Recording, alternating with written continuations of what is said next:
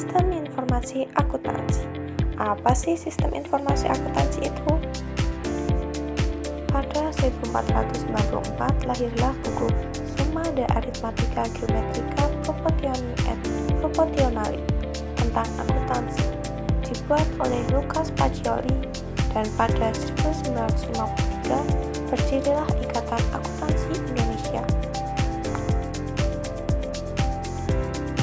Akuntansi yaitu suatu proses pengidentifikasian, pengukuran, dan pelaporan informasi ekonomi untuk memungkinkan adanya penilaian keputusan yang jelas dan tegas bagi pemakai informasi akuntansi. Apa sih tujuan dari akuntansi? Tujuan akuntansi yaitu menyajikan informasi ekonomi dari suatu lembaga atau badan usaha kepada pihak yang berkepentingan, baik yang di dalam perusahaan itu sendiri eksternal maupun pihak-pihak di luar perusahaan internal. Kegunaan akuntansi yang pertama yaitu perencanaan. Akuntansi dapat digunakan sebagai alat perencanaan kegiatan perusahaan, termasuk perencanaan keuangan, pengendalian keuangan, dan perencanaan strategis. Yang kedua yaitu pengendalian. Akuntansi dapat membantu memantau dan mengelola keuangan perusahaan seperti arus kas, pengeluaran, dan pendapatan. Yang ketiga, pertanggungjawaban. Dapat digunakan sebagai alat perencanaan untuk mengetahui kriteria penilaian dari unit usaha tertentu.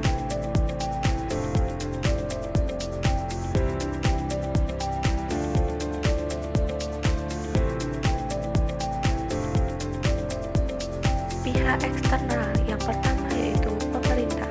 Pemerintah yaitu pihak yang menggunakan informasi akuntansi untuk menentukan besaran pajak yang harus dibayarkan perusahaan. Yang kedua ada kreditur. Kreditur yaitu pihak yang memberikan pinjaman dana kepada perusahaan. Yang ketiga ada investor. Investor adalah pihak yang menginvestasikan modal ke dalam perusahaan. Yang keempat ada pelanggan. Pelanggan yaitu pihak yang memanfaatkan barang atau jasa perusahaan. Dan yang kelima ada karyawan. Karyawan dapat mengetahui prospek karir di masa depan.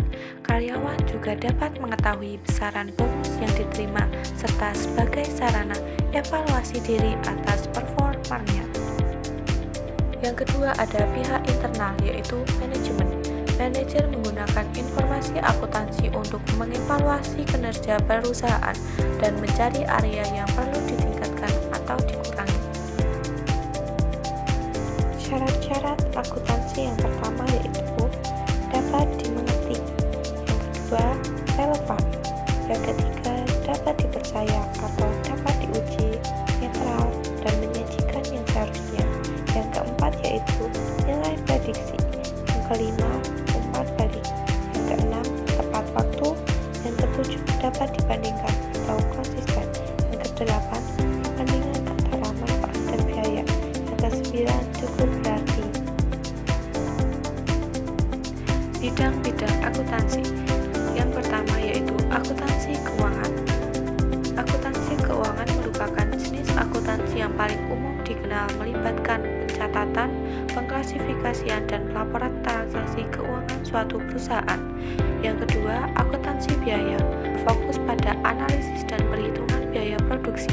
Yang ketiga, akuntansi manajemen, alat penting bagi manajer dalam merencanakan strategi bisnis. Yang keempat yaitu akuntansi perpajakan, mengolah data kuantitatif yang akan digunakan untuk menyajikan laporan keuangan yang memuat perhitungan pajakan. Yang kelima, akuntansi anggaran, merupakan suatu sistem pencatatan keuangan yang memberikan gambaran lengkap mengenai perencanaan pengeluaran serta estimasi biaya. Yang keenam, akuntansi pemerintahan, yaitu rangkaian sistematik dari prosedur, penyelenggaraan, peralatan, dan elemen lain untuk mewujudkan fungsi akuntansi, sejak analisis transaksi sampai dengan pelaporan keuangan di lingkungan organisasi pemerintahan. Yang ketujuh, akuntansi pendidikan, yaitu ilmu yang mempelajari akuntansi dan kependidikan, serta profesi akuntan yang bertugas di bidang pendidikan akuntansi. Yang kedelapan, yaitu Sistem akuntansi yaitu rangkaian prosedur dan metode yang digunakan untuk mengelola, mencatat, dan melaporkan transaksi keuangan suatu perusahaan.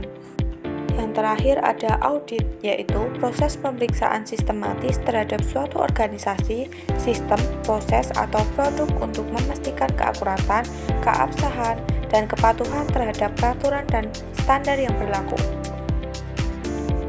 Bidang profesi yang pertama yaitu akuntan perusahaan, yaitu proses pencatatan, pengelompokan, dan pelaporan transaksi keuangan perusahaan.